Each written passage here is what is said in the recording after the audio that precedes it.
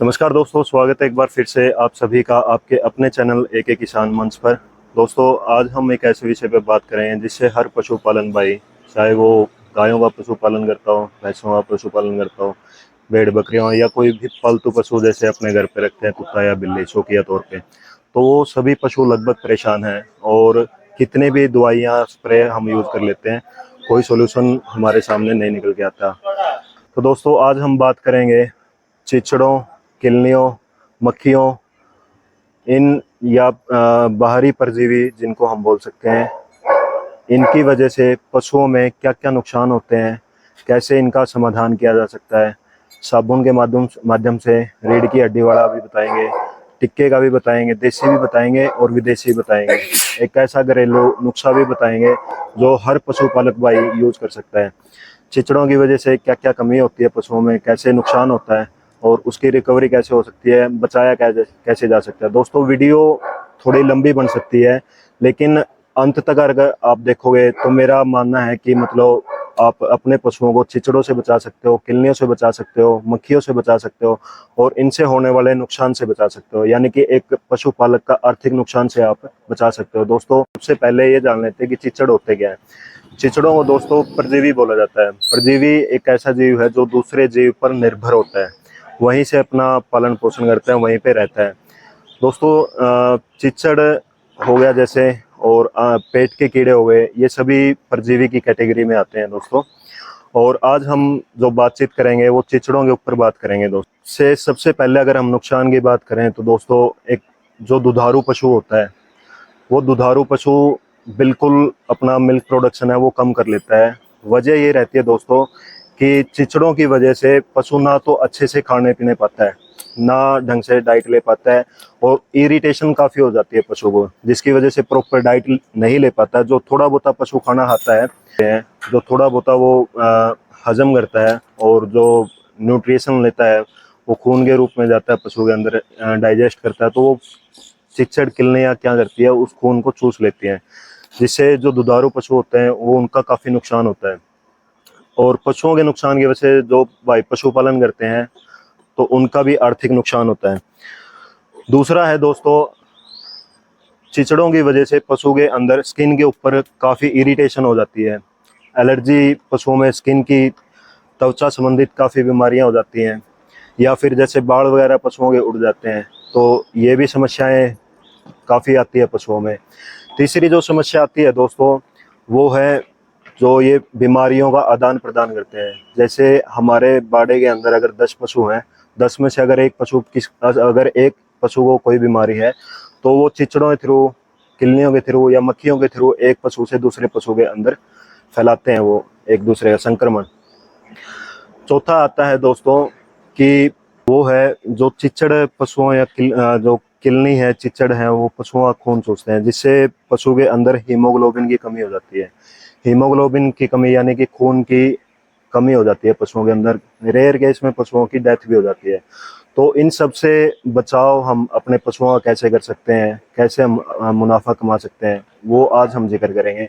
सबसे पहले अगर हम बात करें पशुओं में रेख देख की, तो जहाँ पे भी हम अपने पशुओं को बांधते हैं वहाँ पे साफ सफाई का विशेषकर ध्यान रखें। अर्थात जिस बाड़े में या जहाँ पे भी पशुओं को आप बांधते हो उस जगह को साफ सुथरा रखें।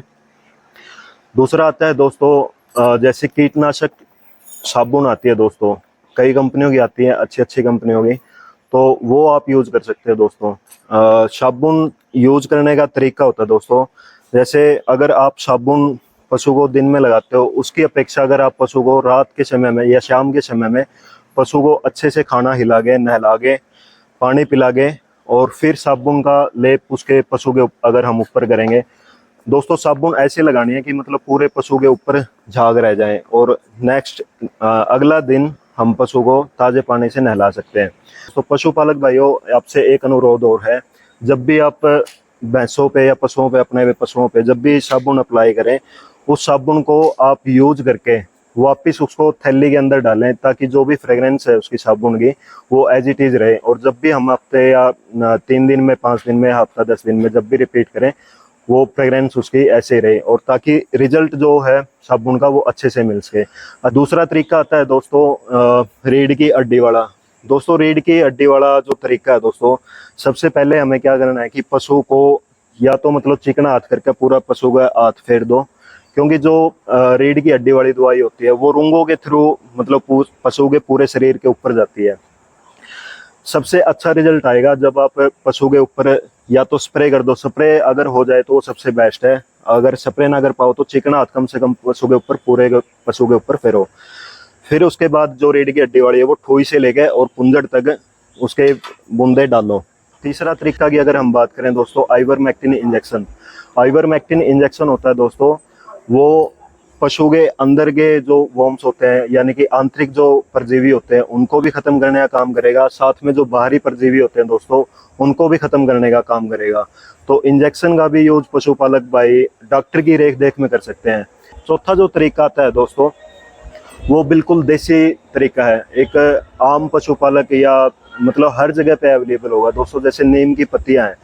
नीम की पत्तियों को अगर हम 2 लीटर पानी ले दोस्तों, 2 लीटर पानी में नीम की पत्तियों को, अच्छी नीम की पत्ती ले ली, उसको हमने डाल दिया। साथ में हम निम्बोड़ियों का भी प्रयोग कर सकते हैं। सीताफल के पत्ते अगर हो तो उसका भी काफ़ी अच्छा रिजल्ट आता है दोस्तों। उस 2 लीटर पानी में नीम की पत्तियों को, निम्बोड़ियों को और सीताफल के अगर पत्ते हो तो उनको अच्छे तरीके से उबाल लें। जब वो पानी 2 लीटर से उबल के 1 लीटर रह जाए तब उस पानी को आप एक बर्तन में छान लो।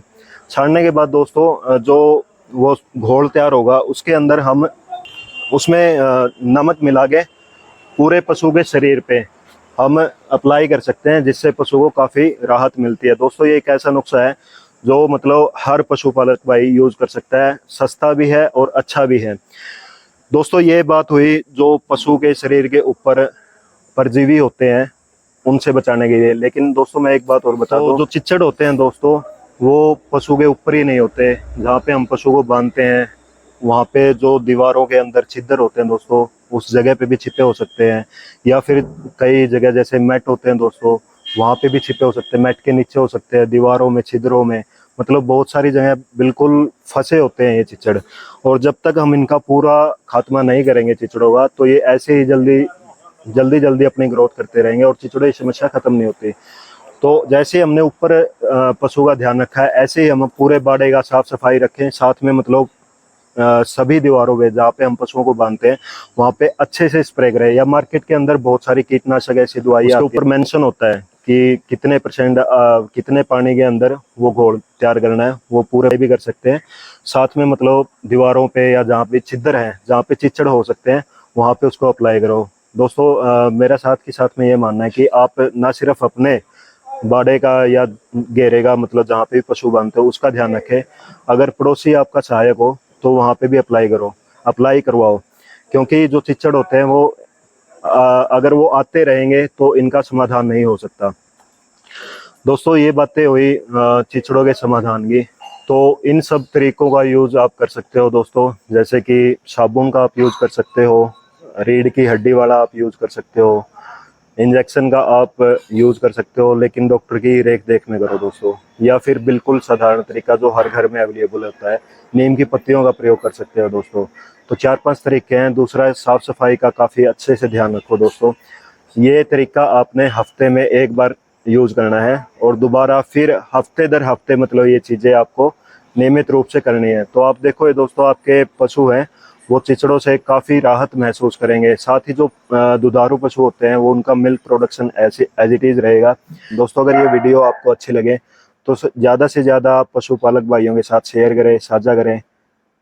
तो इसी के साथ अपने वीडियो को समाप्त करते हैं दोस्तों। मिलते हैं एक अलग टॉपिक पे एक नई वीडियो में, तब तक के लिए नमस्कार।